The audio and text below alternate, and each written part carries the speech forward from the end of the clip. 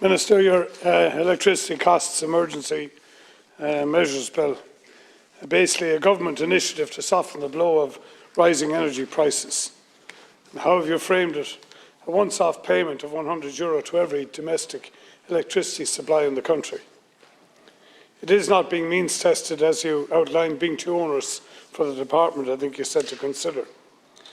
And as well as being paid to domestically occupied houses, the proposal is to pay it to vacant holiday homes also, where one presumes the consumption of electricity will be very reduced with no occupancy. It will also be paid to the electricity account holder, which raises obvious questions in tenancy arrangements, where the landlord is receiving the rebate. I know you said you're hoping to engage, I think, with the Rental Tenancies Board, Minister. I think you know there's significant difficulties already in that sector. I don't know how that's going to work. Your proposal, Minister, has no relationship to the energy efficiency rating of a house or to the year of a house construction, which might point to some properties of superior energy efficiency and therefore allowed some reducing stage payment. And I think that shows how the bill is being rushed in the first place. Within the legislation, the measures, it appears, are to provide 1 month's help to families or individuals who actually incur 12 months of annual energy and electricity bills. And who is most affected, Minister, by rising domestic energy costs? Well, certainly low-income families, single-income families, certainly those in substandard accommodation paying to heat it. Those on fixed payment means, particularly pensioners who are on fixed pensions from many years ago. The elderly and those who require constant home heating, such as those who are infirm, those with potential illness, or those on blood-thinning medications, for example, who will always feel constantly cold and require central heating to be on all the time. In your legislation, Minister, did you consider the rebate position of those who are on a pay-to-go electricity meter? And many of these are already paying a higher tariff, as you know, firstly because they're paying through a meter, and secondly, they are often paying back on a previous electricity bill. How are they to receive their rebate? And what is the basis, Minister, I would ask you, for this energy cost inflation? Is it COVID, supply chain interruptions, Russian tanks massing, OPEC oil rationing, megaphone politicking threatening gas supplies to Europe, or is it the re-emergence of global energy demand? And I think, Minister, these are all parts of the problem. But I wonder too, in Ireland, I'd ask you the question, have we contributed to this domestic energy crisis?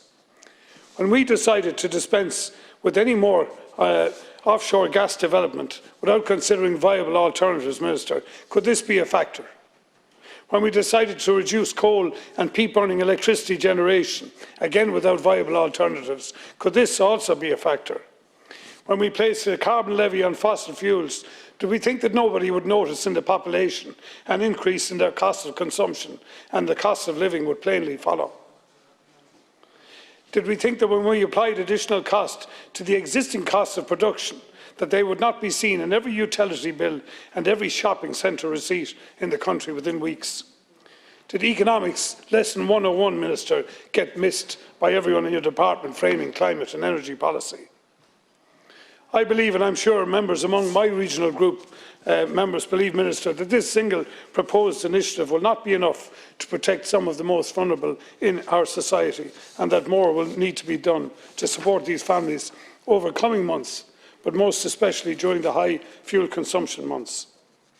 But I think, Minister, it also creates a wider debate about the nature of Ireland's developing national energy and climate policy. We were talking about wind, we're talking about solar generation. But where is it, Minister? MARA, the Maritime Regulation Authority, is 2 years yet away from being set up, and we need that in order to control the development of the maritime space. How long, Minister, do you think before Ireland will become a net exporter of renewable electricity? How long even before we become a net exporter of hydrogen fuel? How long before we fit and retrofit homes to a high energy standard and allow domestic generation of electricity through wind arrays and solar arrays? Because, Minister, we are far from there as yet. How long do we intend to remain completely dependent on the supply of international energy when we have billions in potential capacity sitting off our shores in untapped gas and wind energy? but we seem strategically unable to develop this, and instead we are asking foreign conglomerates to come into this country, to buy the rights, and then, to quote a Disney movie, to charge us into infinity and beyond for the pleasure of consuming our own resources, Minister. We in the regional group, Minister, brought to government some months back a new wind energy motion which was accepted by the House, and some of the pieces within that bill suggest the potential that exists within solar, wind and gas generation in the country, and particularly an investment potentially of over €100 billion into our economy through the generation of sustainable offshore wind, Minister. And Minister, I think the time has come now that we need to get serious about climate. We've done the talk and we've decided to get the population on board by telling them we're charging them for what we are consuming. But what we are not doing, Minister, absolutely failing to do at this moment in time, is put in real meaningful policy and change to generate and expedite the infrastructure development that is required in this country. And when we look around at what's going on in Portugal, what's going on in Spain, what's going on in Germany, what's going on in Denmark, Minister, how could we be so far behind at this stage? And what is the delay in getting all of these policies rolled out? So, Minister, as I say, I can't say I welcome this bill because it is unwelcome in the fact of what the need that it is addressing. As I said to you, I think we will have to do more to protect vulnerable families, and I wait to hear, Minister, what policies you will roll out. But most importantly, the only way that we will get to creating any disruption to future energy supplies is to have our own, Minister. That means we need to develop our own resources and we need to get about it.